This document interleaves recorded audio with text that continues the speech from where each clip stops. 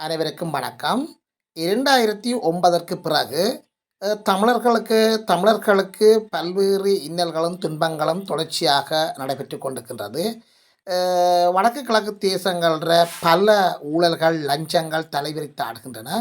யாரும் எதுவுமே செய்யலாம், எவரும் எதுவும் கேட்க முடியாது என்கின்ற அளவுக்கு சர்வாதிகார போக்கில் அரசியல்வாதிகள் என்றாலும் சரி, அரசு அதிகாரிகள் என்றாலும் சரி, உத்தியோகத்தர்கள் என்றாலும் சரி, பலர், நாம் எல்லாரையும் கூறவில்லை, பலர் பலர் இவ்வாறான செயற்பாடுகளில் இறங்குகின்றார்கள். ஏனென்று சொன்னால் தமிழர்களுக்கான தலைமைத்துவம் 2009உடன் மௌனித்திருந்தது அனைவரும் அறிந்த விடயம். அதன் பின்னர் வந்தவர்கள் எல்லோரும் தங்களுடைய நிலைப்பாடுகள் எல்லாத்தையும் மறந்து லஞ்சங்களிலும் ஊழல்களிலும் தலைவிரித்தாடிய சம்பவங்கள்லாம் வடக்கு கிழக்கு தேசங்களில் மலிந்து காணப்பட்டது. எவரும் எதுவுமே செய்யலாம், எவரையும் எதுவும் கேட்க முடியாது என்கின்ற நிலைமை காணப்பட்டது. இதன் தொடர்ச்சியாக மக்கள் பல்வேறு துன்பங்களையும் துயரங்களையும் அனுபவித்து வந்திருக்கின்றார்கள். சொல்லினா துயர்களை மூழ்கி இருக்கின்றார்கள். பலர் தம்முடைய இதயத்துக்குள்ளேயே தங்களுடைய அந்த துன்பங்களை நெருப்பாக பற்ற வைத்து கொண்டிருக்கின்றார்கள். சொல்ல முடியாது, கேட்க முடியாது என்கின்ற நிலையில் அனைத்து இயந்திரங்களும் வடக்கு கிழக்கில் செயற்பட்டு கொண்டு வந்தது. நீங்கள் அனைவரும் அறிந்த விடயம்.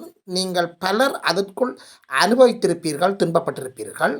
அந்த அடிப்படையில் தற்போது எவருமே இணைத்து பார்க்க முடியாத அரசியல் மாற்றங்கள் இலங்கையில் மாறியிருக்கின்றது. அனுரா குமார திசாநாயக்கா 10வது ஜனாதிபதியாக தெரிவு செய்யப்பட்டிருக்கின்றார். ஏகோபித்த வடக்கு கிழக்கு மக்கள் மற்றும் இலங்கை முழுவதுமான பெரும்பாலான வாக்குப்பலத்துடன் ஜனாதிபதியாக வந்திருக்கின்றார். அதே போல் 10வது பாராளுமன்ற தேர்தலிலும் அவர்கள் பல ஆசனங்களை பெற்று 3/2 பெரும்பான்மை ஆசனங்களை பெற்று பாராளுமன்றத்தை அமைத்திருக்கின்றார்கள். இதே போல் வடக்கு கிழக்கு பிரதேசங்களில் இன்றுமில்லாதவாறு சுயேட்சை அணியில் போட்டியிட்டு 27,000 வாக்குகளை பெற்ற ஒரு தனி மனிதனான அர்ச்சுனாவும் இந்த பாராளுமன்றத்துக்கு தெரிவாக இருக்கின்றார். இந்த 2 பகுதிகளையும் நாங்கள் பார்க்கின்ற போது ஊழல் லஞ்சங்களுக்கு எதிரான அணிகளாகத்தான் காணப்படுகின்றது. அர்ச்சுனா ஒரு அணியாகவும் அனுரா இன்னொரு அணியாகவும் அவர்களின் 2 பேருடைய ஆரம்பமே ஆனாவில் அந்த பெயர்கள் இடம்பெறுவதும் ஒரு ஒரு நல்ல ஒரு நிலைக்காக, நல்ல ஒரு சகுனமாகவும், நல்ல ஒரு ஒரு ஒரு ஒரு எதிர்காலத்துக்கான ஒரு புள்ளியாகவும் அமைந்திருக்கின்றது. இந்த அடிப்படையில் பல போராட்டங்கள், பல பிரச்சனைகள் மக்கள் மத்தியில் தோன்றியிருக்கின்றன. தங்களுக்கு விடிவடைக்கும் என்ற நம்பியில் மக்கள் வீதிகளுக்கு வந்திருக்கின்றார்கள். இந்த அடிப்படையில் இதே நேரத்தில் நேற்று முன்தினம் யாழ் மாவட்ட ஒருங்கிணைப்பு குழு கூட்டம் நடைபெற்றது. இங்கும் பல அதிகாரிகளினுடைய தவறுகளை சுட்டி காட்டிய அர்ச்சுனா விமர்சனங்களுக்கு உள்ளாகி இருக்கின்றார். இதே போல் அவர் அந்த கூட்டத்தொடர் முடிவிட்டு வெளியே வந்து இங்கு 2 போராட்டங்கள் நடைபெற்று கொண்டிருந்தன யாழ்ப்பாணத்தில். ஒன்று வேலையற்ற பட்டதாரிகளுக்கான போராட்டம், 2வது சுகாதார தொண்டர்களுக்கான போராட்டம். இந்த 2 போராட்டங்களிலும் அர்ச்சுனா பங்கெடுத்திருந்தார். அந்த மக்களுக்கான நம்பிக்கைகளையும் அந்த மக்களுக்கான உறுதிமொழிகளையும் வழங்கியிருக்கின்றார். எதிர்வரும் 17ஆம் தேதி பாராளுமன்றத்தில் தான் இது சம்பந்தமாக கதைத்து தீர்க்கமான ஒரு முடிவு, உங்களுக்கு நல்ல ஒரு முடிவை எடுத்துத்தரலாம் என்று சொல்லியிருக்கின்றார். இதே போல தான் அனுரா திசாநாயக்காவினுடைய பாராளுமன்ற தேர்தலில் போட்டியிட்டு வடக்கு மாகாணத்தில் பெரும்பான்மை 3 ஆசனங்களை பெற்று பாராளுமன்றத்துக்கு வந்து பாராளுமன்றத்தினுடைய அமைச்சராக இருக்கிறார். அதாவது மீன்பிடி நீரியல் வளத்துறை அமைச்சராக தெரிவு செய்யப்பட்ட ராமலிங்கம் சந்திரசேகர் அவரும் அர்ச்சுனாவின் வழியை பின்பற்றி இந்த போராட்டங்களில் கலந்து கொண்டிருக்கின்ற மக்களை சந்தித்திருக்கின்றார். அவர்களுக்கான உறுதிமொழியை வழங்கியிருக்கின்றார். எனவே 2 பேருடைய பாதையும் ஒரு சமாந்தரமான பாதையாக காணப்படுகின்றது. இந்த பாதைகளுக்கு எதிராக பல குறுக்கீடுகள், பல முரண்பாடுகள், பல தடைகள் பலரால் போடப்பட்டு கொண்டிருக்கின்றன. அந்த தடைகளை உடைத்து அவர்கள் வெற்றி நடை போடுவார்கள் என்பதில் எந்தவித ஐயமில்லை. தர்மம் வெல்லும், அதர்மம் அழியும். அரசாங்கம் கொடுக்கல உங்களுக்கு முன்னுரிமைக்கு நான் சண்டை பிடிப்பேன். அதனாலமா உண்மையிலேயே உங்களோட வேதனை என்னங்கிறது துன்பம் என்னங்கிறது எங்களுக்கு நல்லா தெரியும்.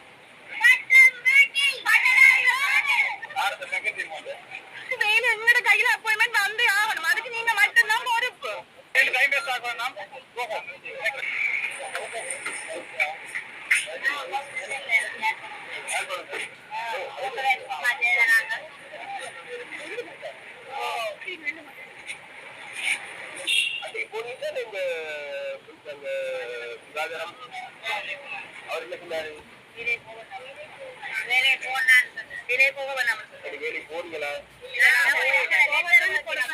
நியமனம் வேண்டாம் நாங்க ஏற்பாடு செய்ய மாட்டோம் சொல்லி லெட்டர் சொல்லி சொன்னா போல கொஞ்சம் பிள்ளை லெட்டர் கொடுத்துருந்தோம் கொடுக்காத பிள்ளைல உங்களுக்கு அலாட் பண்ணல கொடுத்து சைன் ஒண்ணு சொல்ல வராது இன்னைக்கு நேரத்தை நான் கையாளுற பிரச்சனைய நீங்க எல்லாம் ஆரம்பத்துல என்னோட ஒத்துழைக்கணும் சொல்றீங்க யாருமே நாங்க கூப்பிட்டு வர இல்லை அந்த நேரத்துல உங்களோட பிரச்சனை அந்த பிரச்சனை இந்த பிரச்சனை எல்லாம் ஒதுங்கி அன்னைக்கு வந்திருந்தா அன்னைக்கு யார் வந்தது நம்மளோட கூட தொழிற்சங்கத்துக்கு பொறுப்பா இருக்கின்றவர் வந்தார் வந்து உங்களோட பேசி அவங்க தொழிற்சங்க ரீதியான நடவடிக்கை தானே வெட்டி அளிச்சிருக்குது அரசியல்வாதிகளோட இது வந்து வெட்டி அளிக்க போறது இல்லை தொழிற்சங்க ரீதியாக அது உங்களுக்கு இருக்கின்ற உரிமை அந்த வேலைக்காக வேண்டி கொண்டுகிட்டு வந்திருந்தாங்க ஒரு தடவை பல தடவை வந்தாங்க உங்களை எல்லாரும் சந்திச்சாங்க ஆனா நீங்க ஆரோக்கியமான ஒருத்தருக்கு வளங்க அது பரவாயில்லை எங்கட அரசாங்கம் தானே கவலைப்படாதீங்க நலிந்தையோட நாளைக்கு நான் நாளைக்கு இந்த 17ஆம் தேதி வரை தானே பார்லிமெண்ட் தெரியும் இனி நான் சொல்றது இனி வந்து தனித்தனியான ஆட்கள் சொல்றது அரசு அரசாங்கம் அதுக்கு அரசாங்கம் தானே வாக்களிச்சு தானே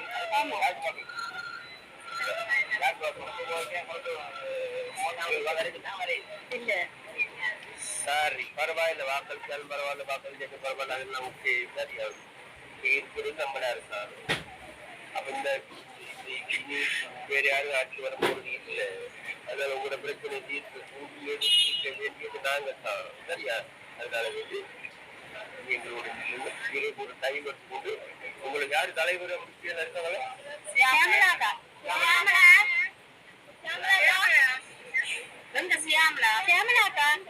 சரியா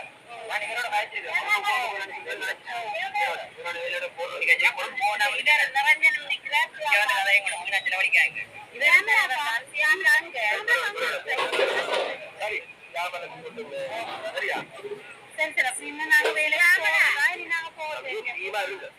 சரியா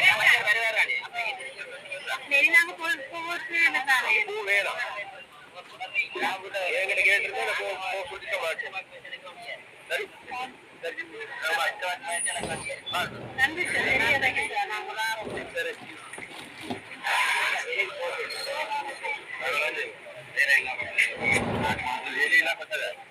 வேலையெல்லாம் பட்டது வேலையெல்லாம் பட்டது 20 உள்ளூருக்கு என்ன கேட்ட வேலையில்லா பட்டதாரிகளுடைய பிரச்சனை வந்து இப்ப கூடுதலா பேசப்பட்டு வார்டு மண்டையில் பேசப்பட்டுச்சு அது இல்லாம கேபினட்லயே 2 தடவைகள் பேசப்படும் சரியா இந்த முறை உங்களுக்கு பொசிட்டிவான முடிவுகள் தான் எடுக்கப்படும் நாங்க வந்து தொழிலை பயிற்சிக்கு நாங்க வர இல்லையே உங்களுக்கு தொழில் கொடுக்கறதுக்கு தான் வந்து சரியா உங்களை நாங்க பழி வாங்கறதுக்கு வந்துருக்கிறோமா இல்ல பழி வாங்கறதுக்கும் வரை சரியா நாங்க முக்கியமாக உங்களுக்கு தொழிலை பெற்றுக் கொடுப்பதற்கான வேலைகள் செய்வோம் ஒன்று சரியா 2வது நம்ம இன்னொரு இருக்குது எங்கட அரசியல் ரீதியான கொள்வதாருக்கு நம்ம சதா காலமும் இந்த அரசியல் இந்த அரச துறையை மாத்திரம் நம்பி வாழ்றது அல்ல ஒரு நாட்டோட முன்னேற்றம் இன்னைக்கு எடுத்துக்கொண்டா என்ன 11 லட்சம் பேர் இதுல இருக்கிறோம்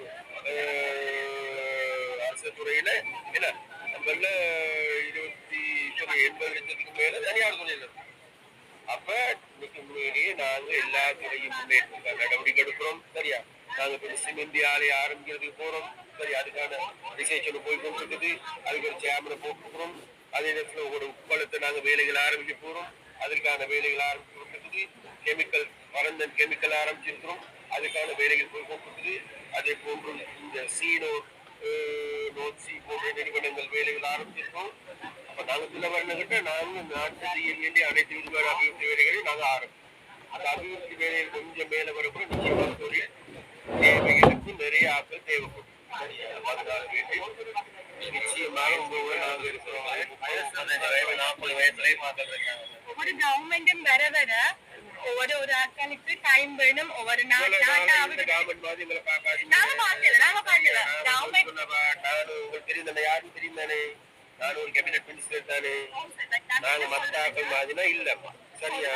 ஒவ்வொரு கவர்மெண்ட்டும் மாறிக்க எங்களோட நாட்டை அபிவிருத்தி செய்கிறேன் இப்ப சொல்றீங்க உப்பெல்லாம் செய்யறேன் அந்த இதெல்லாம் செய்யறேன்னு சொன்னா சார் இது நாங்க 5 வருஷம் சார் அப்ப இனி நீங்க அடுத்த 5 வருஷத்துக்கு இடையில உங்களுக்கு வேலை எப்ப சார் கிடைக்கும் உங்களோட கவர்மெண்ட் ஆட்சி இன்னொரு இந்த இந்த இந்த இந்த இந்த இந்த மார்ச் மாதம் மார்ச் அல்லது ஏப்ரலுக்கு ஏதாவது ஒரு நல்ல தீர்வு கிடைக்கும்.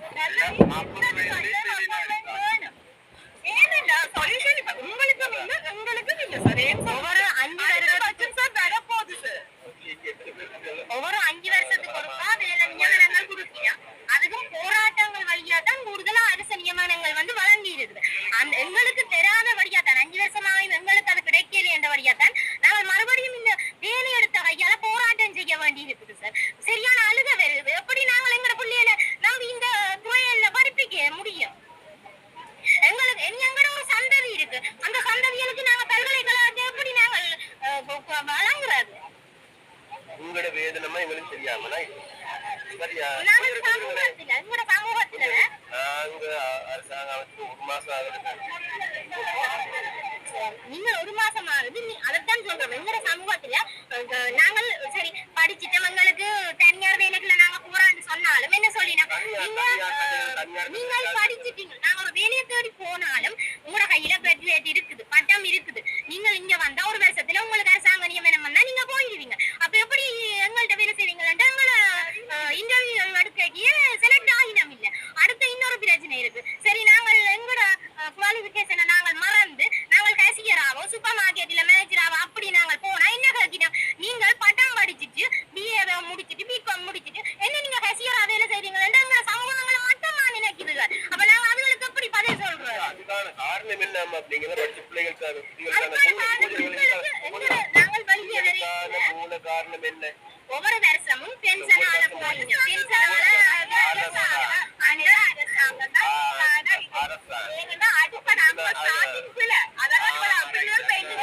5 வருஷமும் வேலை எங்களுக்கு வழங்கல இந்த 5 வருஷமும் ஒவ்வொரு பென்ஷன் முடிய விட்டு ஒரு குறிப்பிட்ட தொகையாக வெளியில போவினோம் மற்றது வேற வேற வேலையில பார்த்து போயினோம் வெளிநாட்டுகளுக்கு போயினோம் அவைய காடர்கள் வந்து இருக்குது 5 வருஷமும் வழங்காத காடர்கள்பட்டது இருக்கும் போது எங்களுக்கு ஏன் அதை பெறக்கூடாது புதிய அரசாங்கம் என்றாலும் வெகு விரைவாக எங்களுக்கு அந்த நியமனங்களை கொடுக்கலாம் நாங்கள் 2020ஆம் ஆண்டு முடிச்சிட்டு பாருங்க 1ஆம் ஆண்டுல இருந்து 12ஆம் ஆண்டு மட்டும் பாடசாலை படிப்பு அடுத்தது 5 வருஷம் பல்கலை படிப்பு அடுத்த 5 வருஷம் வேலை இல்லாம இருக்கிறோம் நாங்க 22 வருஷமே ஒட்டு மொத்தத்துல என்னன்னு சொல்றது இழந்துட்டோம் எங்களோட வாழ்க்கையில இழந்துட்டோம் சார் அப்ப நீங்க விரைவாக எங்களுக்கு இதை கதைக்கணும் நீங்க பார்லிமெண்ட்ல கதைச்சு எங்களுக்கு விரைவாக வேண்டி தரணும் கதைக்கிறது மட்டும் இல்ல சார் கதைக்கலாம் சார் இப்ப நான் சும்மா உதாரணத்துக்கு சொல்றேன் கதைக்க விடுறீங்களா அமைச்சர் புரியல அதெல்லாம் இல்ல